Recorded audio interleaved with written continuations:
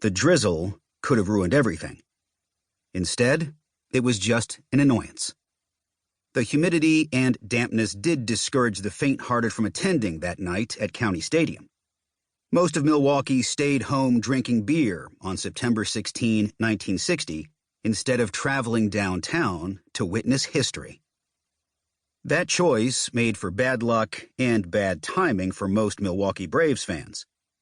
The venerable southpaw Warren Spahn was going for his 20th win of the 1960 season, and only 6,117 ticket holders showed up.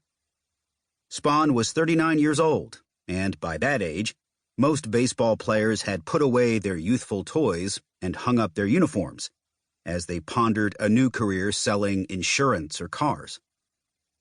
By then, anyone who had followed his career knew Warren Spahn was not just the average guy, nor the average baseball player. He routinely defied odds, others' expectations, and the norm. Spahn was not going to shy away from circumstances. If it was his turn in the rotation, every fourth day, he wanted his manager to hand him the ball. If the game was on, so was he. Inclement weather was irrelevant. One of Spahn's traits during his long major league career was dependability.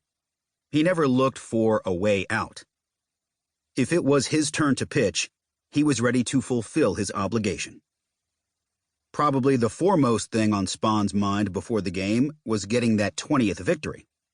The Braves were 81-61, a far superior team to their opponent, the Philadelphia Phillies, whose record was 52-90.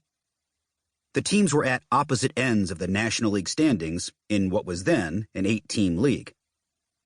Yes, a suitably armed Braves team with a future Hall of Fame pitcher on the mound was going to be favored against a club that, for a decade, had to buy tickets to watch the postseason.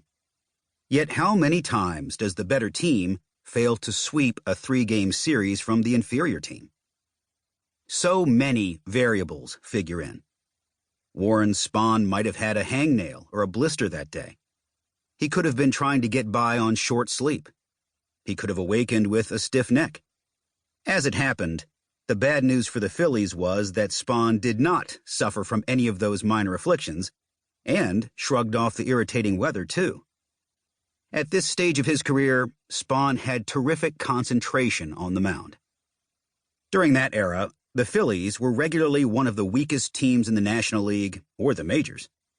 That year, out of the 16 teams in both leagues, before expansion, the Phillies finished with the second-to-worst record, just one win better than the American League's Kansas City Athletics.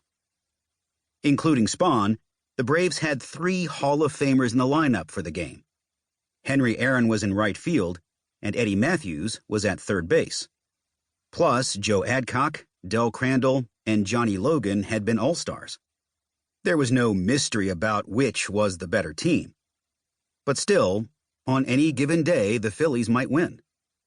In fact, just a day later, Philadelphia beat Milwaukee 5-2. But on September 16, Warren Spahn was on the mound, and after 2 hours and 2 minutes of extremely efficient pitching, Spahn had recorded the first no-hitter of his long and storied career. This was one achievement Spahn had always coveted, but was starting to wonder if he might ever accomplish. That was a reasonable worry for an athlete of his age. Although he was not entertaining the idea of retirement, being 39 put him at the far end of his pitching career. It was the wondrous Satchel Paige who coined the phrase, "Maybe I'll pitch forever."